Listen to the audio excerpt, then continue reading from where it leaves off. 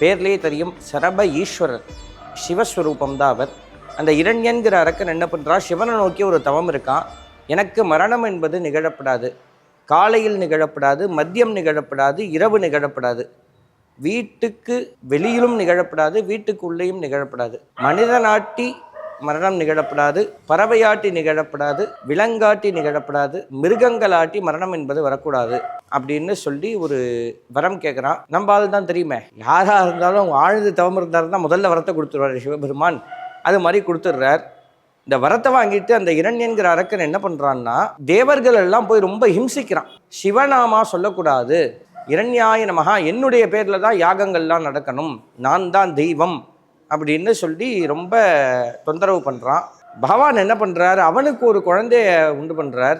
அந்த குழந்தையுடைய மகிமை எல்லாருக்கும் தெரியும். அந்த குழந்தை பிறந்தப்பையே ஓம் நமோ நாராயணாயா அப்படின்னு சொல்லி தான் பிறக்கிறதான். அந்த குழந்தையுடைய பேர் பக்த பிரகலாதன் அப்படின்னு பேர். அந்த பிரகலாதனை கொல்றதுக்கு நிறைய வகையில் அந்த இரண்யன்கிற அரக்கன் ட்ரை பண்ணுறான், எதுவும் நடக்கலை.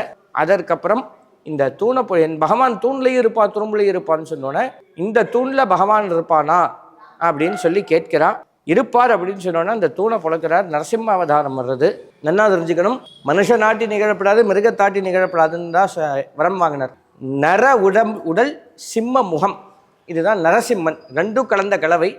அந்த நரசிம்மரை வெளியில் அவரை வதம் பண்ணிடுறார். காலையும் இல்லாமல், மதியமும் இல்லாமல், இரவும் இல்லாமல், மாலை நேரத்தில் அது நடக்கிறது. ஏன்னா அந்த வரத்தில் அவன் மாலை கேட்கல. மாலை நேரத்தில் இந்த வதமானது நடக்கிறது. வீட்டுக்கு வாசல்லையும் இல்லாமல், வீட்டுக்குள்ளேயும் இல்லாமல், வீட்டு நிலப்படியில் வச்சு இந்த வதமானது நடக்கிறது. ஏன்னா நிலப்படியாக அந்த இடத்துல குறிப்பிடல, அதனால் அப்படி நடக்கிறது. இதனால தான் நம்ம பெரியவங்கள்லாம் வாச நிலப்படியில் உட்காராத அப்படின்னு சொல்லுவாங்க. வாச நிலப்படியில் உட்காந்தா லக்ஷ்மி வரமாட்டா அப்படின்னு சொல்லுவாங்க. என்ன காரணம்னா, அந்த வதம் நடக்கிறதுனால யாரும் நிலப்படியில் உட்காரப்படாது அப்படின்பா. இப்படி இருக்கிறச்சே நரசிம்ம பகவான் ஹிரண்யனை வதம் பண்ணிட்டார். அவருடைய உக்ரமானது தனியலை. என்ன பண்ணுறது, என்ன எதுன்னு ஒன்றும் புரியல. பிரகலாதன் பாட்டு பாடுறார், தேவர்கள் எல்லாம் நமஸ்காரம் பண்ணுறார், குறையில. உடனே சிவபெருமானை நோக்கி எல்லாரும் படையெடுத்து போயிட்டா. இது மாதிரி அவருடைய உக்ரம் குறைஞ்சாகணுமே, இப்படியே இருந்தால் உலகம் தாங்காது, என்ன பண்ணுறது அப்படின்னு சொல்லி கேட்கிறார். அப்போ பகவான் ஒரு ரூபம் எடுக்கிறார். எல்லாம் சேர்ந்த ரூபமாக பகவான் அவதாரம் எடுக்கிறார். நரசிம்மரை பார்த்தீங்கன்னா நர உடல் சிம்ம முகம் சேர்ந்தது தான் நரசிம்மம் அப்படின்னு சொல்கிறது. இப்படி இருக்கிறச்ச அவருடைய உக்கிரத்தை சாந்தப்படுத்தணும்னா அவரை விட சக்தியாக உள்ளவா தான் சாந்தப்படுத்த முடியும். அதனால் என்ன பண்ணுறார், முதல்ல பகவான் சிம்ம முகம், மனிதனுடைய கை, பறவையுடைய கால், விலங்குடைய கால், பறவையுடைய வால். இங்கே பார்த்தீங்கன்னா பறவையுடைய ரெக்கை இருக்கும், இந்த பக்கம் ஒரு ரெக்கை, அது மாதிரி அந்த பக்கம் ஒரு ரெக்கை இருக்கும்.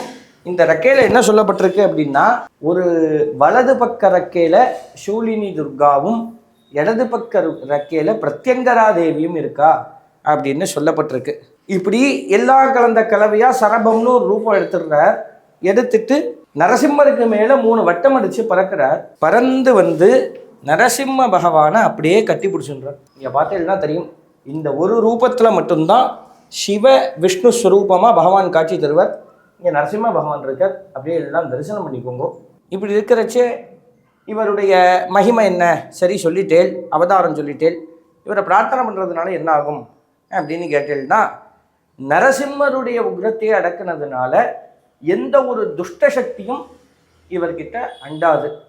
அதாவது ஏவல், பில்லி, சூன்யம், பிணி, பீடை, தொழில் முடக்கம், வர பணம் தங்க மாட்டேங்கிறது, இதே மாதிரி பல விஷயங்கள், பல பேருக்கு பிரச்சனைகள் இருக்கலாம். அப்படி இருக்கிறவா இந்த அவதார நாள் வந்து ஒரு ஞாயிற்றுக்கிழமையில் ராகுகால நேரத்தில் நடந்ததுனால, ஞாயிற்றுக்கிழமை ராகு காலத்தில் நமது ஆலயத்தில் ஸ்ரீ சரபேஸ்வர பகவானுக்கு விசேஷ மகாபிஷேகம் நடைபெறும். ஆங்கில மாதத்தில் வரக்கூடிய முதல் ஞாயிற்றுக்கிழமை, அதாவது மந்த்லி ஃபஸ்ட்டு சண்டே, இவருக்கு பெரிய யாகம் நம்ம ஆலயத்தில் பண்ணுவோம். இந்த யாகத்தில் என்னென்னா, சங்கல்பத்தில் பெயர் கொடுத்து கலந்துக்கலாம்.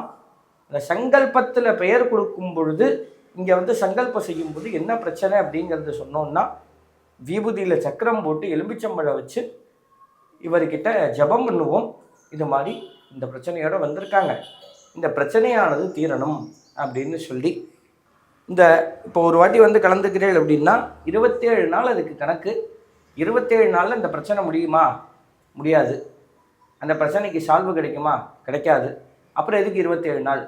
அந்த பிரச்சனைக்கு உண்டான வழிகள் கிடைக்கும், முன்னேற்றங்கள் கிடைக்கும். பகவானே நேராக வந்து ₹1 கோடி கொடுப்பாருன்னா அப்படி கொடுக்க மாட்டார். நமக்கு அதோட வழியை காட்டுவர்.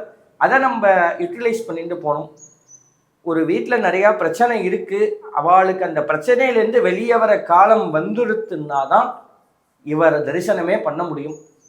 அந்த அளவுக்கு அவர் டக்குன்னு ஈர்த்து கொண்டு வந்து எல்லா கஷ்டங்களையும் நிவர்த்தி பண்ணக்கூடிய பகவான் நமது ஆலயத்தில் அவருக்கு விசேஷமாக நடக்கிறது.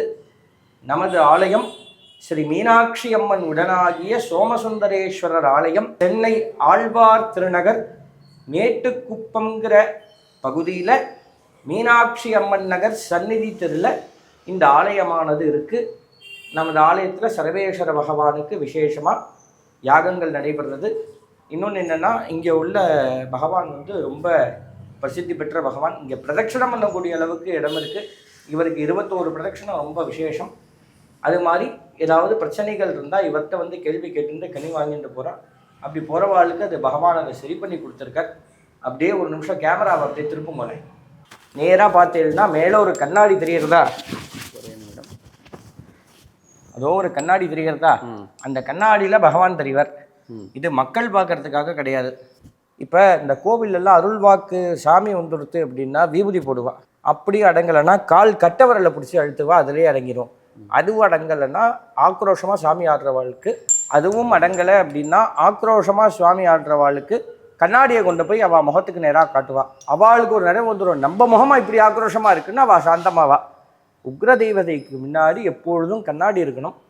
இந்த கண்ணாடி இருந்ததுன்னா அந்த தெய்வம் உக்ரமாகாமல் சாந்தத்திலே இருக்கும் அப்படிங்கிறது நியதி. அதனால் நம்ம ஆலயத்தில் வச்சுருக்கா. நம்ம ஆலயத்தில் மேற்கொண்டு பிரதோஷ பூஜைகள் சிறப்பாக நடைபெறும். பௌர்ணமிக்கு அம்பாளுக்கு ஊஞ்சல் உற்சவம் நடைபெறும்.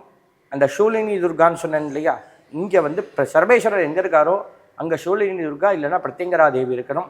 நமது ஆலயத்தில் அந்த ஷூலினி துர்காம்பிகைக்கு மங்கள சண்டிக துர்காம்பிகை அப்படிங்கிற பேர். இந்த அம்பாளுக்கு செவ்வாய்க்கிழமை ராகு காலம் ரொம்ப பிரம்மாண்டமாக நடக்கும். அது மாதிரி தேய்பிர அஷ்டமி பைரவருக்கு ரொம்ப விசேஷமாக நடைபெறும். பிரதோஷம் இங்கே பகவானுக்கு என்னென்ன செய்யணுமோ எல்லாத்தையும் செஞ்சு பிரதோஷ பூஜைகள்லாம் செவ்வனே நடைபெற்று கொண்டிருக்கின்றது. பக்தர்கள் அனைவரும் இந்த ஆலயத்திற்கு அவசியம் வந்து இந்த பகவானை தரிசனம் பண்ணிட்டு போகணுன்னு தான் நான் கேட்டுக்கிறேன். என்ன காரணம் அப்படின்னா, இங்கே வந்தாலே இந்த ஸ்தலத்தில் காலை வச்சாலே மிகப்பெரிய வாழ்க்கையில் ஒரு மாற்றம் தெரியும். அதை நான் உணர்ந்திருக்கேன். அதனால தான் நான் சொல்கிறேன். இங்கே எப்பொழுதும் பார்த்தீங்கன்னா சிவனுக்கு வந்து உமையொரு பாகனா இடபாகத்தை கொடுத்துருப்பார். இங்கே மட்டும் அப்படி கிடையாது. நம்ம ஆலயத்தில் பொறுத்தளவு ஒய்ஃப் ஆல்வேஸ் ரைட் அப்படிங்கிற விதமாக இங்கே பிரதானம் மீனாட்சி அம்மா தான். மீனாட்சி அம்பாள் வலப்புறம் இருக்க, சோமசுந்தரேஸ்வரர் இடப்புறத்திலிருந்து காட்சி தருவார். ரொம்ப விசேஷமாக இருக்கும். அவசியம் எல்லாரும் வந்து இந்த ஆலயத்தை தரிசனம் பண்ணி எல்லாமல்ல மீனாட்சி அம்பிகை உடனாகிய சோமசுந்தரேஸ்வரர் அருளுக்கு பாத்திரமாகும்படி கேட்டுக்கொள்கிறோம்.